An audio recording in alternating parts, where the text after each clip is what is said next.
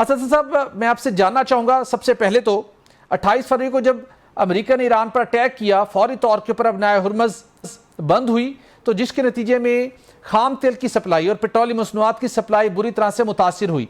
पाकिस्तान के अंदर oil refineries ने कैसे टाइमली मैनेज किया, कैसे इफेक्टिव कोऑर्डिनेशन के जरिए से अरेंजमेंट किए गए कि एटलीस्ट पाकिस्तान में आज तक हमें कहीं भी पेट्रोलियम मसनूआत की किल्लत हमने ऑब्जर्व नहीं की, कैसे ये सब कुछ अरेंजमेंट मेक श्योर किया गया? ये आपका बहुत ही पर्टिनेंट सवाल है and I believe this is a very big success story जिसको शायद इतना सही से प्रेजेंट नहीं किया गया या शेयर नहीं किया गया है।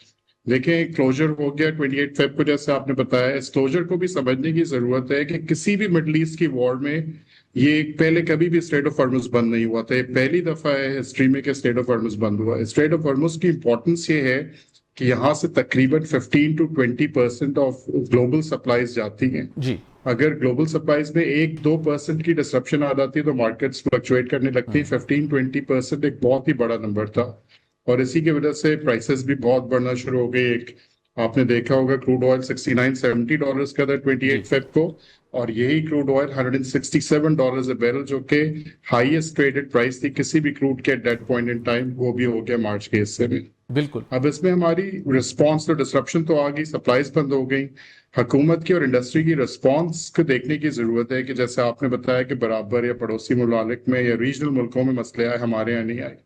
इसकी एक बुनियादी वजह यह है कि पाकिस्तान ने और गवर्नमेंट ने और मिनिस्ट्री ऑफ एनर्जी ने एंड मिनिस्टर साहब ने नोबडी वेस्टेड टाइम अपनी रिस्पांस बनाने में और उसको रिस्पांस प्रेजेंट करने में। विद इन आवर्स, आप यकीन नहीं करेंगे, मिनिस्ट्री ऑफ एनर्जी ने मीटिंग कॉल की, मिनिस्टर साहब ने मीटिंग कॉल की, he invited all the refineries और all major OMCs oil marketing companies को बुलाया और डिस्कशन यही था कि भाई अब how to manage this crisis. और अगर आप पाकिस्तान के नंबर्स देखें, स्टैट्स देखें, तो जहां पे तकरीबन 75 to 80-85% क्रूड ऑयल इंपोर्ट होता है, 70% पेट्रोल इंपोर्ट होता है और 30% डीजल इंपोर्ट होता है, तो इट बिकम्स वेरी ऑब्वियस कि आपको मॉलिक्यूल्स का मुल्क में आते रहना ही, जिसकी वजह से एक कुछ काम चल सकता है और सप्लाई की डिसरप्शन नहीं आ सकती। तो मिनिस्टर साहब ने हम सबको एक टास्क दिया, एक चैलेंज दिया कि आप लोगों ने कम वॉट में एक नेशनल सप्लाई चेन को डिस्टर्ब नहीं होने देना। इंडस्ट्री ने इस चैलेंज को कबूल किया and everybody work day and night, और कोई भी इस चैलेंज से पीछे नहीं हटा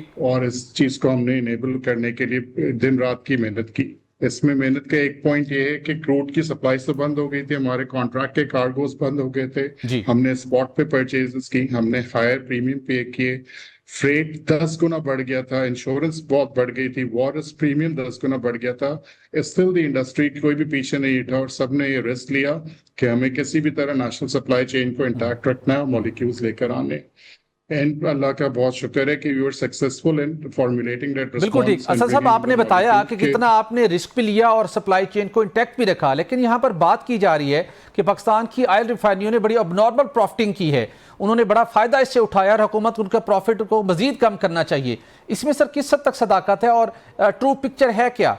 देखिए, इसमें सोहे लोग करते हैं कि हेडलाइन नंबर पिक कर लेते हैं कि डीजल का क्रैक कितना चल रहा है, डीजल का क्रूड से इतना डिफरेंस है, तो फिर एक ही जो वो नंबर्स को गौर से अगर आप देखें तो क्रूड ऑयल का नंबर सिर्फ क्रूड ऑयल का नंबर नहीं होता। क्रूड ऑयल का एक लैंडेड कॉस्ट बनती है जिसमें हमें प्रीमियम ऐड करना पड़ता है, फ्रेट ऐड करना पड़ता है, इंश्योरेंस ऐड करनी पड़ती है, वॉरस प्रीमियम, तब जाके एक लैंडेड कॉस्ट बनती है।